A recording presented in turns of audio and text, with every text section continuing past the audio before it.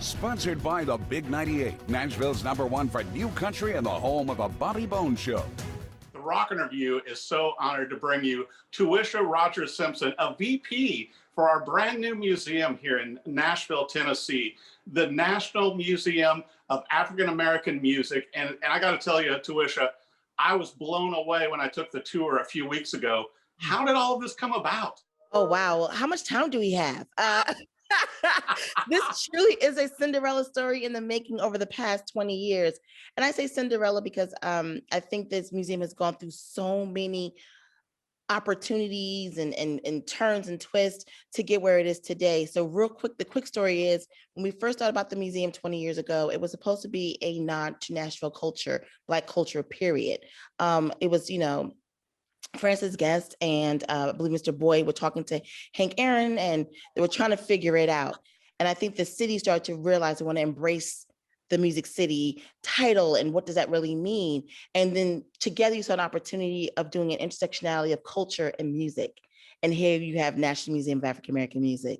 And so the rest of it's history, the rest of it's museum stuff. It's putting the storyline together, building the building, getting the artifacts, and letting the world know that we're here. The unique experience of the storytelling of Black music and the impact it's had on American history. And we're happy to be here. Well, and I've got to bring this up too. I got to brag on you some. You have worked with so many incredible companies over the years, doing great things with BET, with Walmart, with all these other institutions. And obviously you're doing the same here with this incredible museum. But as I told you before we started the interview, Tuwisha, to where this is the most interactive music museum I've ever been in my life. It really, when I took my daughter in, and it's so engaging. And so I think you're going to have to change the materials because 90 minutes is not enough to fit in there. So first of all, thank you for that. That's part of what I'm trying to do, and in regards of bringing that partnership and that huge excitement that we receive these larger brands to the museum. And to that, I have to change the museum language because I think it's just regular museum language of it takes 90 minutes to walk through. But everyone, I'm here to tell you, and I apologize, we lied. Book a day or two. Book a day or two, maybe even 3, because this museum, no matter how much we can talk about it, until you see it, it is super engaging. The level of technology is through the roof and it's intentional. We intentionally want to create not only a great story to see, but edutainment, that educational entertainment where you're engaging in these interactives like writing a blues song, which is one of our interactives, that not only helps you kind of create a song, but teach you what the importance of blues is storytelling. And it could be happy or sad. It's personal. It can be about defeat or victory, but whatever it is a song that expresses the true emotion of what's going on in the moment. And if we really think about it, that's all music to some extent, whether it's country music, hip hop, R&B, opera, it's about that emotional expression. And so the museum itself is just trying to showcase that the foundation of that comes from a culture and a heritage that we all can connect to, which is Black music. Totally. Well, I think it's incredible too that you open it up with the Roots Theater, taking everyone through this film and documentary. But then I got to tell you, one of the astounding moments for me, taking the tour, and I'm enjoying it all with the guitars, with the clothing, with the music, everything is so immersive. But then all of a sudden, Prince breaks out on the wall. And I was waiting for it. And everybody stopped. And I don't know how you did it with the technology to where the videos are all up on the walls, and you feel like it's not like when you're viewing something, it's more like you're a part of it. I'm glad you said that. And so, yes, and I was getting excited, like, talk about Prince, and you did it. That's one of my favorite exhibits in the museum. For those who don't know, our museum has 7 galleries, one of which is the Rhythm of Rhythm, which Eric is referring to. And in that particular gallery, everything goes dark and pauses because technology is so amazing. And you are transformed back into the Super Bowl, where Prince is performing Purple Rain in the rain. And what you're talking about is when I say a 3D experience, you'll see the band playing, you'll see Prince's face up front, you'll see, him playing a guitar. You can actually see the rain coming down, hitting Prince's face. And that's one of my favorites because it's a very spiritual performance. Like you really feel like you're there.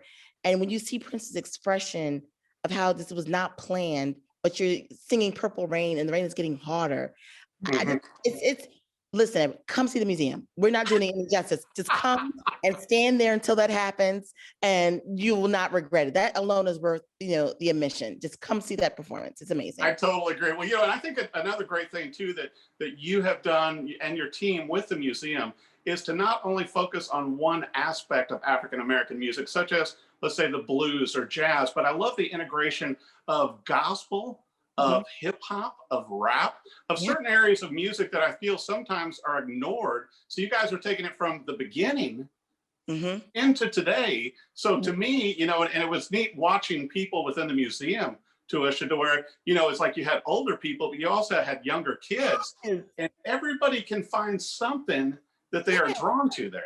Yes, that's what makes this a unique museum. And we're super excited because it's as much of a history museum as it is a music museum. And we intentionally started with the story picking up in 1619 when Africans came to the country of America through slavery. And we did that intentionally because what we want to do again is talk about those cultural moments and where music again intersects. And then we're able to talk about the birth of gospel and how gospel brought us blues and how blues brought us jazz. And so all the stories are interwoven together, and you see the seed of it, but also get the cultural nuances as you go along. So we actually cover maybe over 50 genres of music if you really think about it, though we only have 7 galleries because of the way we chose to do storytelling. And I want to hit spot on the generational, spot on. Everyone can come in this museum, old, young, black, white, green, blue, and you will find something there to connect to. And that was also done intentionally. We're hoping that everyone can, again, just appreciate the stories that have never been told and find themselves. I have people coming to me saying they found family history in that museum. So it's amazing of all the different connections and all the different ways you can come through this museum and experience it. Explain to me how this technology works with to where you can get a bracelet and you can grab the music you're listening to in the different rooms. How does that work? When you walk into the museum on a general day, you receive an RFID bracelet. And that bracelet has a small microchip on it.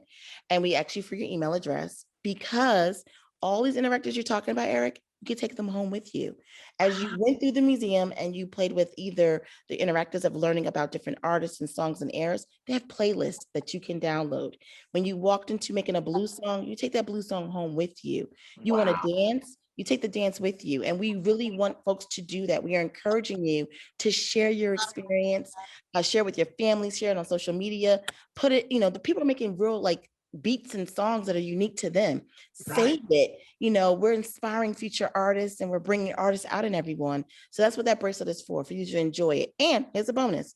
It comes with your admission. It's not anything extra. It's part of the experience. It's part of the technology. Well, that's so good to know because there was so much music, and within the time I went through it, I know there are things I missed, and I wanted to take them in more. Plus, I got to admit to you, Tuwisha, when I came out, I had to go into the gift shop, and so my daughter and I both got sweatshirts at the awesome gift shop because you've got Fenders in there, you've got Gibson Lucille. I know that Kev Mo locally has also donated some things, but it's just so well curated, and I think it's one of those, with this new museum, people have to experience it to understand it, because when I'm telling people about it, I think some people don't get it, that this is not your typical everyday museum. Well, it's 56,000 square feet of awesomeness. And I love that you even brought up the gift shop because the gift shop is even curated. It's more than mugs and magnets, ladies and gentlemen. We have t-shirts, albums, music. We even have a real cut list with the trunk open so you can buy mixtapes out the back. We have signature things from artists such as India Irie, her line. And so our goal was to really, truly infuse the fun and music into everything that we do, including the lobby. I don't know if you noticed, there's music playing in the lobby. There's people doing the Cupid Shuffle in the lobby, and we want that to happen. We want you to enjoy every aspect of music and what it provides and does for us. So anybody, whether you're in Nashville or you're coming to visit, make the time to go down to 5th and Broadway and be a part of this immersive experience. Tuwisha, where should they go website-wise and social media so that they can get their tickets, come down and experience this incredible museum? Oh, thank you for that. If you want to learn more about the museum and learn more about how to book tickets or even get a membership. So if I can do a shameless plug, if you're in Nashville or within a 200-mile radius and you can visit often, membership is the way to go.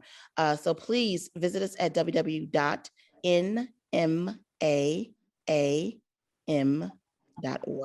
If you haven't already been plugged in, please follow us on social media or sign up for our newsletter at the NMAAM, because we have interviews around movies. We just did one with Aretha Franklin, Billie Holiday, with Lee Daniels, Lee Daniels, Patti LaBelle, Gladys Knight, all on the same panel, if you will. I had the opportunity to interview In Vogue for Coming to America too. So we are doing so many things in this space that are really, really engaging.